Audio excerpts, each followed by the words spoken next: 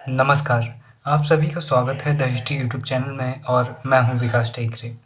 दोस्तों, आज इस वीडियो में हम समझने का प्रयास करेंगे एमए तृतीय सेमेस्टर के सिलेबस को, जिसके अनुसार हम एमए तृतीय वर्ष की पढ़ाई की शुरुआत करेंगे। आप किसी भी कॉलेज से हो, आप किसी भी यूनिवर्सिटी से हैं, अगर आपके कॉलेज का या यूनिवर्सिटी का सिलेबस इस सिलेबस से मैच होता है तो मैं उम्मीद करूंगा कि आप हमारे साथ जुड़ जाएं, क्योंकि आने वाले दिनों में हम इस सिलेबस को पूरा कवर करने की कोशिश करेंगे। मैं खुद एमए तृतीय सेमेस्टर का स्टूडेंट हूं, तो मैं बेहतर तरीके से समझकर आपको समझाने का पूरा प्रयास करूंगा।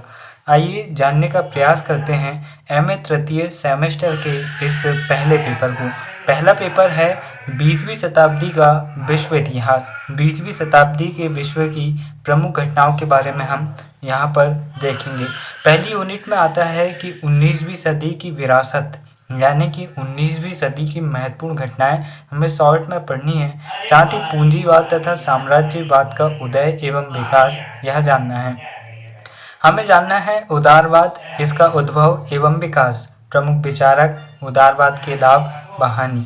यानी कि कुल मिलाकर हमें 20वीं शताब्दी का, 19वीं शताब्दी का अंत और 20वीं शताब्दी की शुरुआत यहाँ पर करनी है।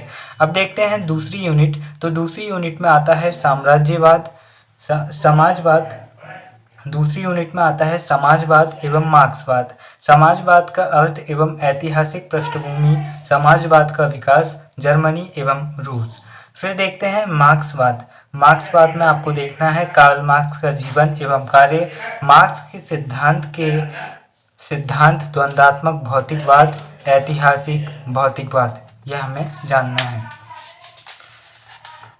अब यहाँ पर तीसरी यूनिट देखते हैं कि तीसरी यूनिट क्या है। तीसरी यूनिट में है 1919 ईस्वी तक विश्व, प्रथम विश्व युद्ध, कारण स्वरूप, पेरिस शांति सम्मेलन तथा उसके दूरगामी परिणाम, सन 1917 ईस्वी की रूस की महान अक्टूबर समाजवादी क्रांति, रूस में समाजवादी राज्य की स्थापना, क्रांति के आर्थिक एवं राजनीतिक पहलू तथा उसके परिणाम पर रूसी क्रांति की प्रतिक्रिया।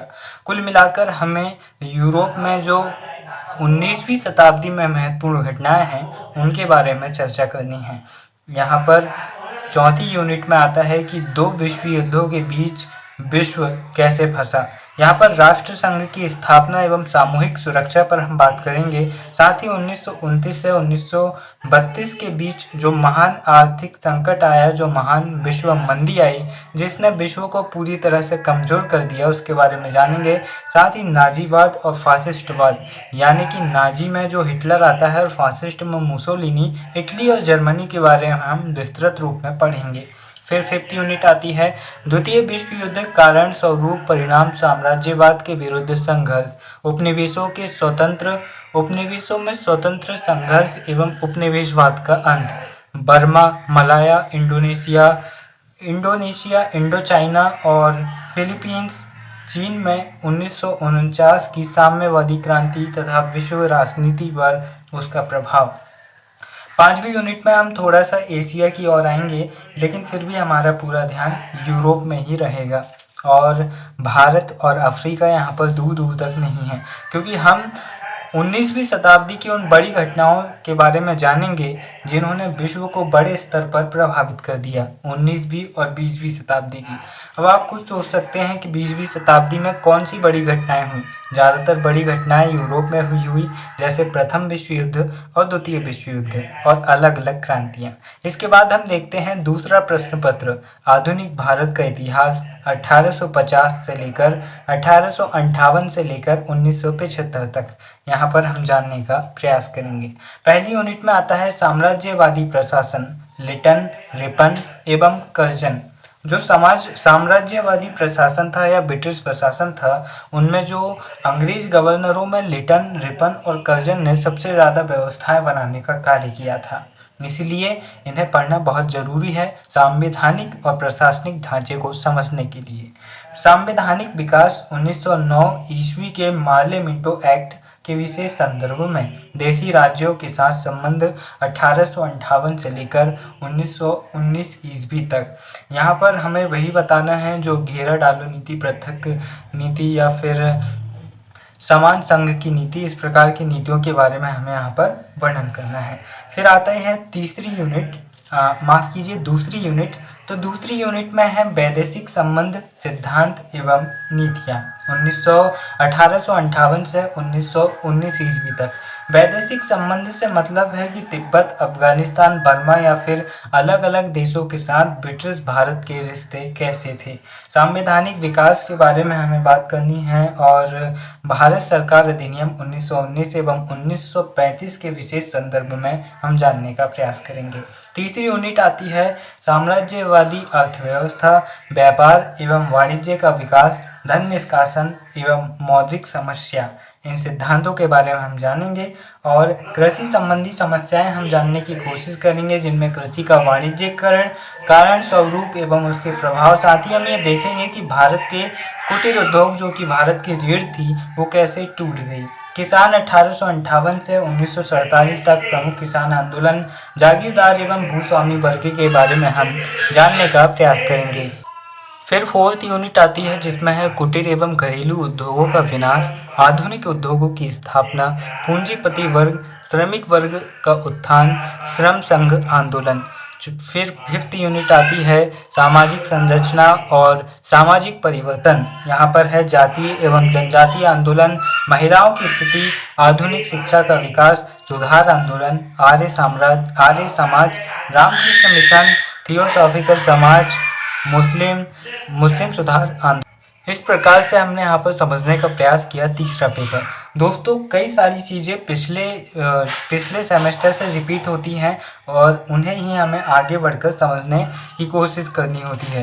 इसलिए अगर आपने सेकंड सेमेस्टर को बेहतर तरीके से पढ़ा होगा तो आपके लिए बहुत काम की बात है। फिर यहाँ पर तीसरा पेपर आता है पर्यटन, ऐतिहासिक अनुप्रयोग, हिस्टोरिकल एप्लीकेशन इन टूरिज्म। दोस्तों यहाँ पर जिस कॉलेज में मैं हूँ वहाँ पर पर्यटन नाम से एक पेपर है। अगर आपकी यूनिवर्सिटी में नहीं है तो आप कमेंट करके बताइएगा।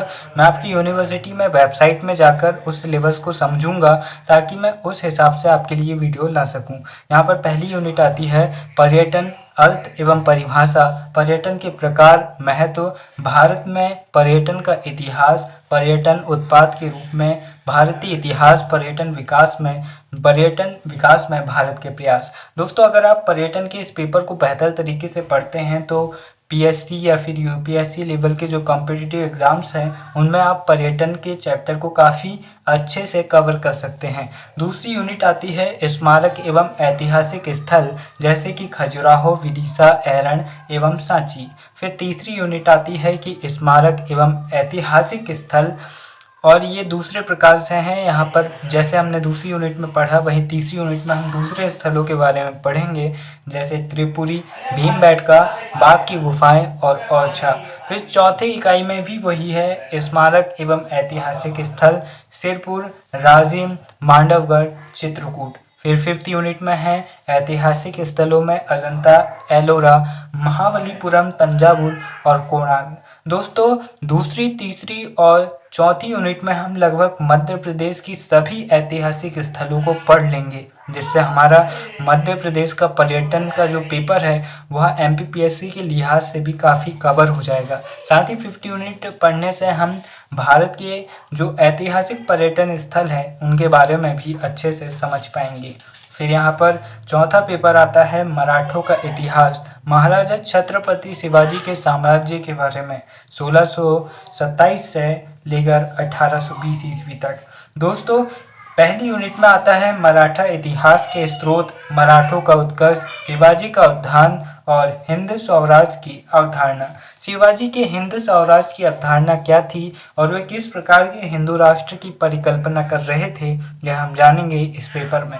यहाँ पर दूसरी यूनिट आती है शिवाजी के बीजापुर एवं मुगलों से संबंध। फिर तीसरी यूनिट है शिवाजी का राज्याभिषेक, शासन प्रबंध, व्यक्तित्व एवं उपलब्धियाँ। फिर फोर्थ यूनिट आती है कि संभाजी, मराठा स्वतंत्रता संग्राम और राजा राम और ताराबाई के बारे में हम जानेंगे। फिर फिफ्थ यूनिट में हम जानने का प्रयास करेंगे पेशवा के इतिहास, पेशवाओं के इतिहास के स्रोत, पेशवाओं का उत्थान और मुख्य रूप से बालाजी विश्वनाथ और साहू नाम के दो पेशवाओं के बारे में हम जानेंगे, जिन्होंने मराठाओं की राजनीति को प्रभावित करने का कार्य किया। दोस्तों, इस प्रकार से हमने एमए तृतीय सेमेस्टर का सिलेबस को समझा है। अगर आपके कॉलेज में यह सिलेबस नहीं है तो आप ज़रूर कमेंट कीजिएगा। मैं आपके कॉलेज की वेबसाइट में जाकर उस सिलेबस को समझने का प्रयास करूंगा, ताकि मेरे मटेरियल से अगर कुछ आपके लिए बेहतर मिल सके तो मैं आपके लिए ज़रूर वीडियो बनाने की कोशिश करूँगा, और पूरी कोशिश करूँगा कि वीडियो मैं लगातार डालते रहूँ ताकि आपकी मदद हो सके। दोस्तों, आचार्य विनोबा भावे कहते हैं, संघर्ष और उथल पुथल के बिना जीवन बिल्कुल नीरस हो जाएगा, इसलिए इनसे घबराए नहीं। सोचिए, अगर आपके जीवन में कोई परेशानी ही ना हो, केवल सुख ही सुख हो, तो ज़रूरी नहीं है कि आप एक बेहतर इंसान हो पाएंगे। आप चाहेंगे कि कुछ तो अलग होता, कुछ तो डिफरेंट होता। इसीलिए ज़िंदगी में सुख और दुख का आना बहुत मायने रखता है। इसीलिए तो भगवत गीता में कहा गया है, सुख और दुख बरसात के मौसम की तरह है, जो आते जाते रहते हैं। फिर मिलेंगे। नमस्कार। जय हिंद।